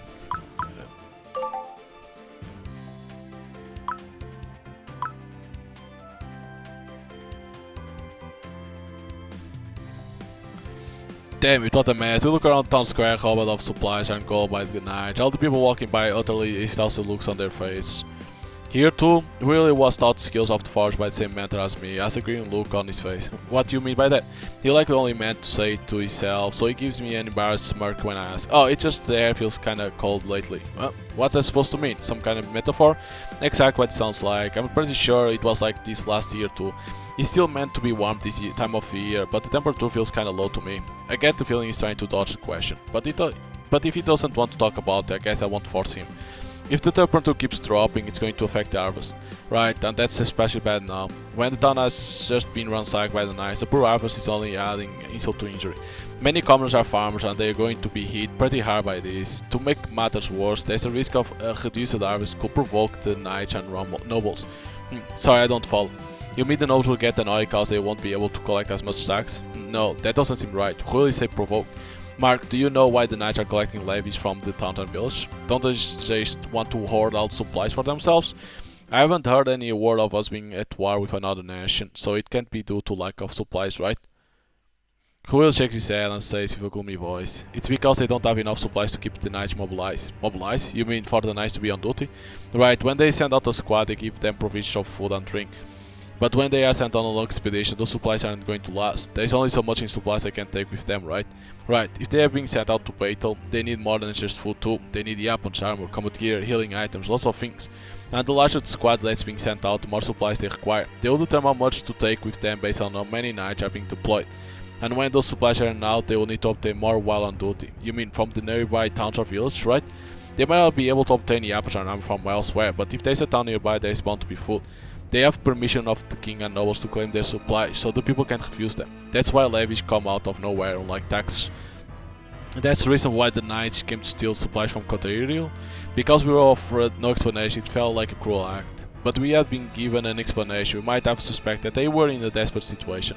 The knights are being deployed en masse on mission to the determinant of their regular duties, such as patrolling the highways. We need to find out what this is and try to find a way to deal with it.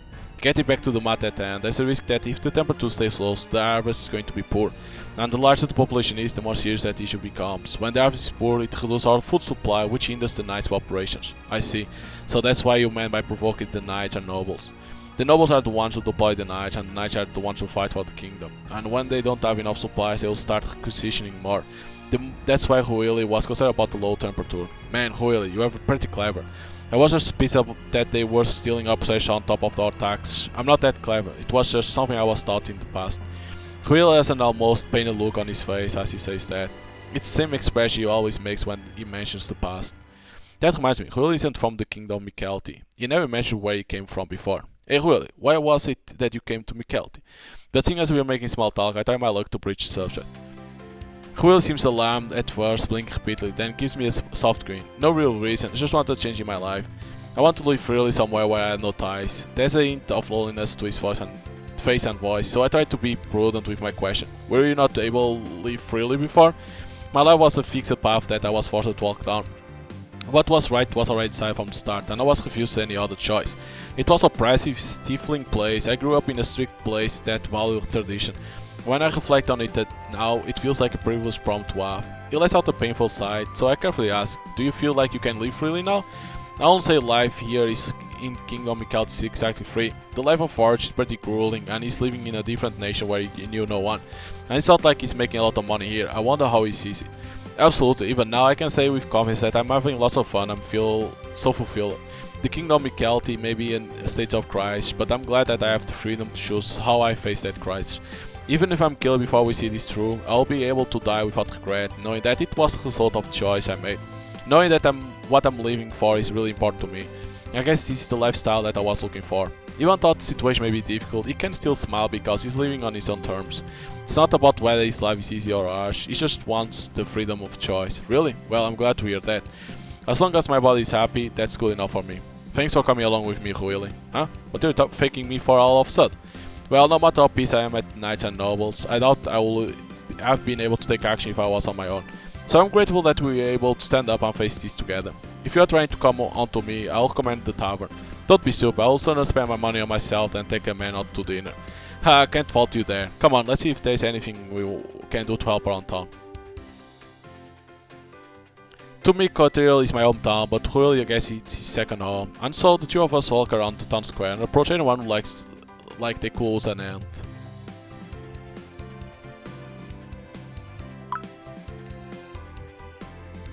There's another thing? Sitting down in town square of course, I let out a sigh. What to do. Laid out in front of me of our resources I just got, and I'm currently in the middle of sorting through them. I wouldn't eat that fruit if I were you, it's not ripping off. If you wait it now, you'll get the runs. Dude, I wasn't puzzling over whether to eat or not. Sorry, I wasn't actually doubting your judgment either. So you are just teasing me, are you? No, I just noticed you were taking longer than you should sort through the resources. And look, your hands have stopped moving. Ah crap, it's not until Ruili points out that I realize I'm so lost in thought I can't focus on what I'm doing here. As I put the fruit I'm holding into the processing section, Ruili sits down beside me. If it's work you are worried about, I'm more than happy to lend you an ear. Aren't I lucky to have a forger pal like you?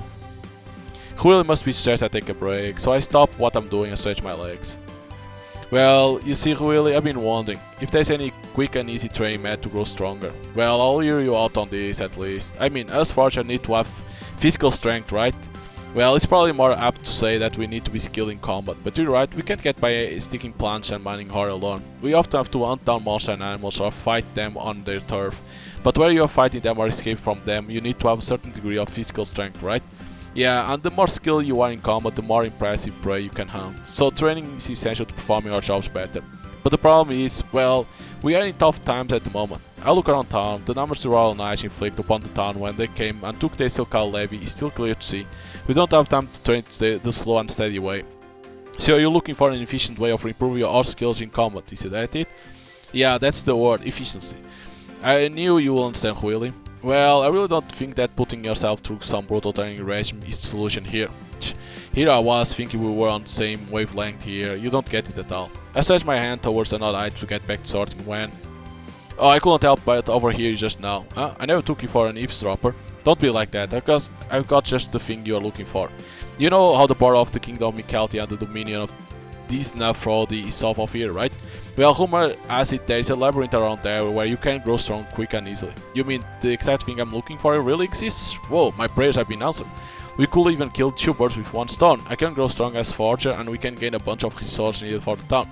Not only that, but I hear there's even treasure hidden deep inside the labyrinth. Oh, I feel my eyes widen with intrigue, but I'm quickly brought back to my sense when I'm slapped by my buddy beside me. Don't be so gullible. That sounds way too good to be true. Gee, way to be party pooper, Ruili. Well, don't get too excited. They say 10,000 sunshine and rainbows there. Gah, the vagueness of that is kinda worrying. But it does have me intrigued. You couldn't hurt to go check it out at least. Well, if you are just going blindly by into this rumor, you can counter me out. But if you want to go there and find out whether it's true or false, I mean...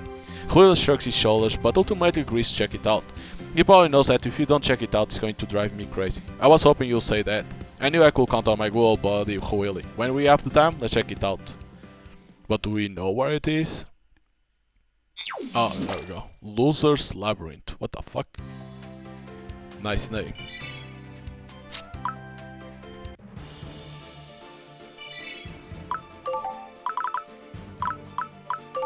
Okay,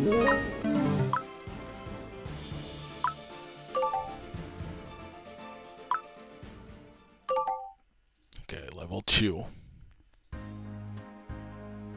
When I'm level, what, 6? Phew, we made it. Riyama is a remote town of modest size. I've been here before to sell resources that I've gathered. Riyama is specialized in producing textiles and handicrafts. This town is close to the border. If we went further north, we will be in another kingdom. I've never left the kingdom before, so it's hard to even fathom. I believe that's the region of Tignel. It's mostly home to demi-humans, orcs and succubi, so it's extreme danger for humans to set foot in there. I've heard there's a lot of ruins and caves there, as well as towns built by the demi-humans.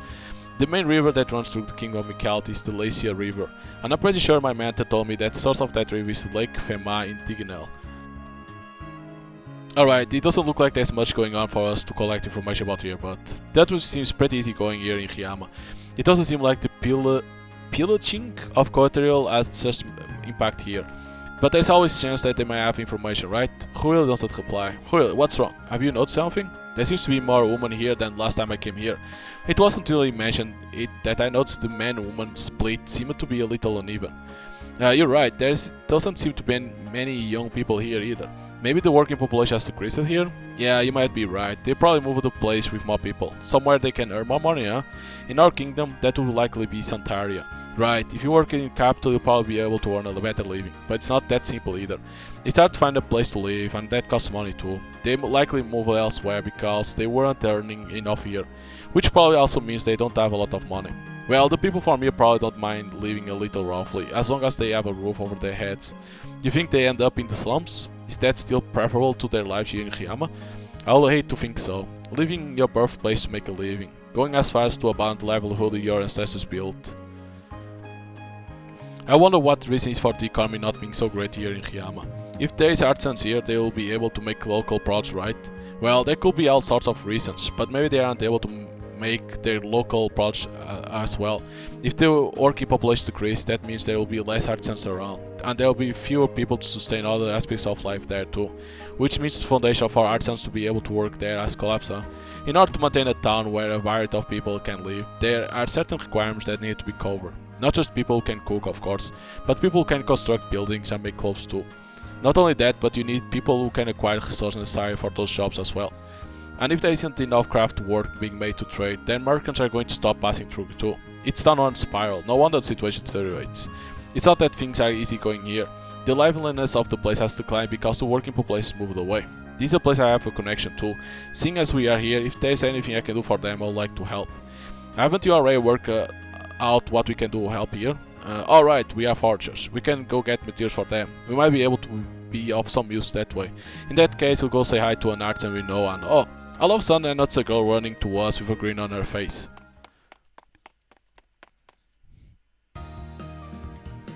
Mark, Ruili, Sophia, Phew, I'm glad to see that you made it back to Riyama safely. Yep, thanks again for your help before. Oh, it was nothing. I'll say saving somebody's life is definitely something. Did you make sure not to travel back to Riyama by yourself this time? Ah yes, I was careful this time. I was able to head back with a friend of mine who was returning to Riyama, so I was safe. Sophia is squirming on the spot. I wonder what it is. It seems like there's something she wants to say, but it isn't sure how to.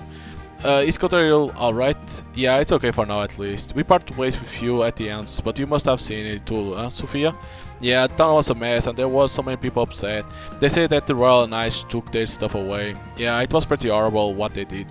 Was it really the Knights? I can't believe it. Sophia had a gloomy look on her face. Even after seeing the state of the town herself, she still struggled to accept it. For her to be in such disbelief, I wonder if she knows anyone in the Royal Knights. You weren't hurt, were you, Sophia?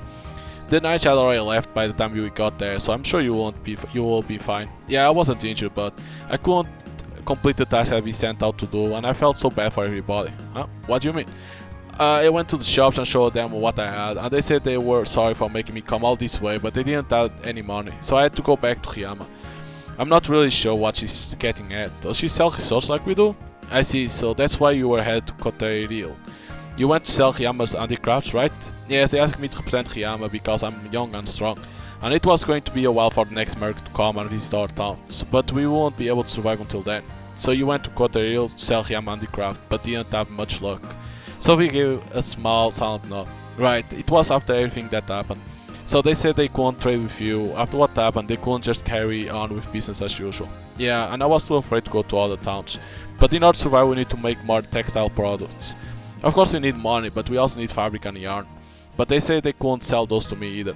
Tears were welling up in the corner of Sophia's eyes as she squirmed.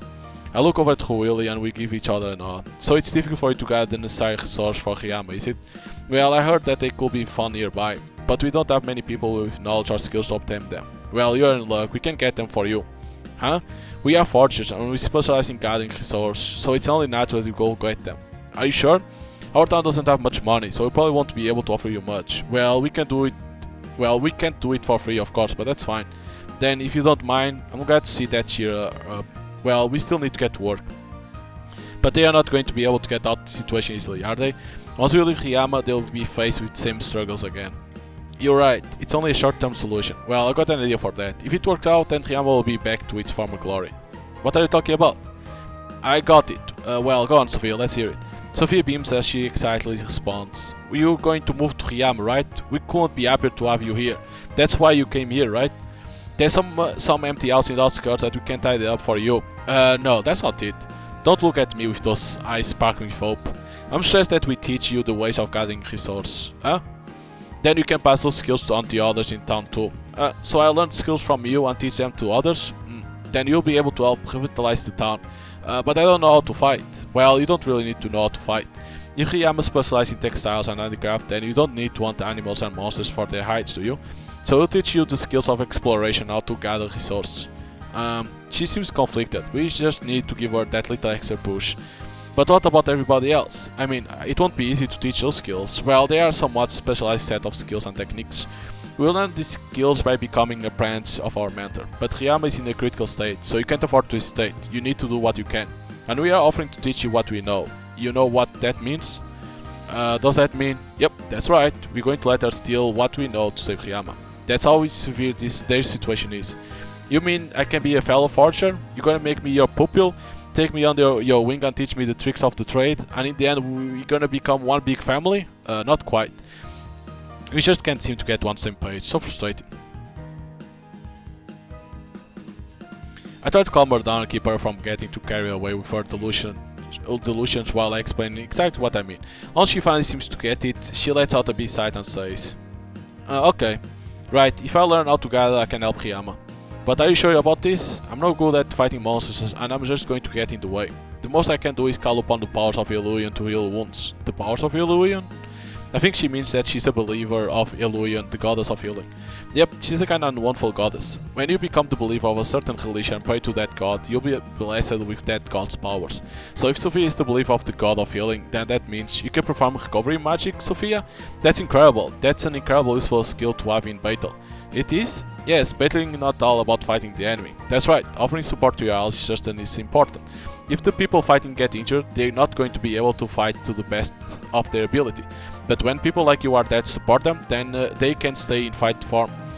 It will be even a huge help to us while we're gathering. My powers can... Sophia looks down at her hands with a look of wonder on her face. Her eyes fill with hope for the future. I thought she's come to realize how her powers can come in handy. So Sophia, allow me to invite you to join us one more time. Come gather with us. Let's go collect lots of materials for the town. Okay, I'll go with you. I'm going to learn everything I can from you to help Riyama. I'm sorry for the trouble, but I really appreciate your help. Alright, let's get going. After discussing with Sophia, who knows her homeland well, we decide where to go gather resources, and so we make our way to the shoreline forest. We know this area well. Really? Yeah, that's where we were wanting before bumping into you. Or before you were attacked by those monsters. We're going to run into more monsters? Well, we can get resources from the monsters, so if you find any, it's worth hunting them down. So we're going to run into them, and we're going to fight them? Yep, so be focused, this is a do or die situation. Got it, it's time to hunt, right? Just don't forget that fighting monsters is our main objective here, okay? We got Sophia. Iron Wall Scroll, what the fuck is that? The fuck is Iron Wall?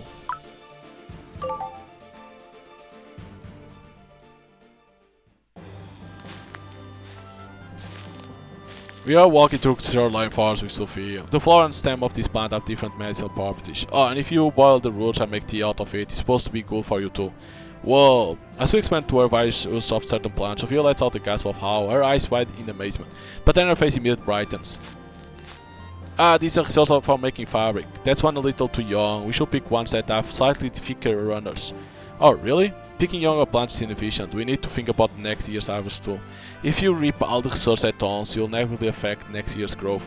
That's why it's important to survey the whole area to work out how much is reasonable to take without harming the environment. To give you an example, this one over here seems to have grown enough. You can often find them growing near trees. That's worth keeping in mind. You know your stuff. It's nothing. This is common knowledge among foresters. These days, even artisans are mindful of it too. They already have good eye for quality after all, so a lot of them pick their own materials. Whoa, artisans go out and gather their own resources. Does that make resource hard to find? A little, but you know. Then we'll probably divert from gathering resources to escort people. As we gather resources, we share our knowledge with Sophia. Hey, at this rate, we'll gather up plenty of resources in no time. Yeah, we are doing pretty well here. While it's good to be able to seek out resources to gather, it will be even better if you were able to cultivate them too. But it will be pretty difficult to manage. There's a lot of things you have to keep in mind. To grow a large supply of good quality produce will take a lot of experience. Yeah, it'll take a lot of effort for sure, but if they give it a try and started off small, it could pay off in long run. But it's not something you can do without putting in the effort. Not to mention, they probably don't have enough people who will have the skills to cultivate the amount of produce the town needs. If only that knowledge could be shared with the town, that will solve a lot of their problems.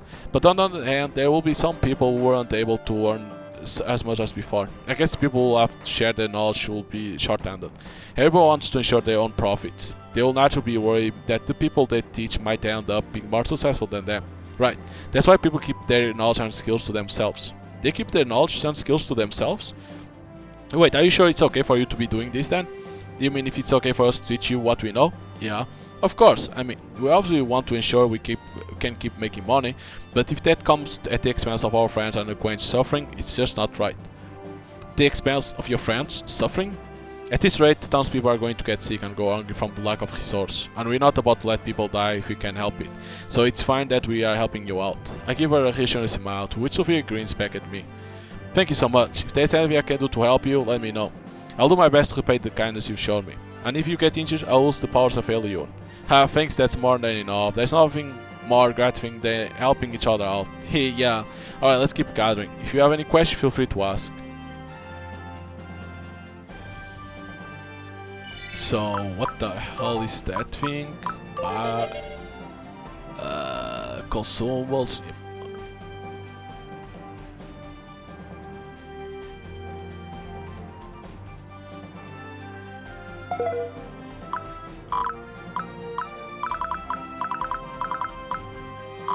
Quiver.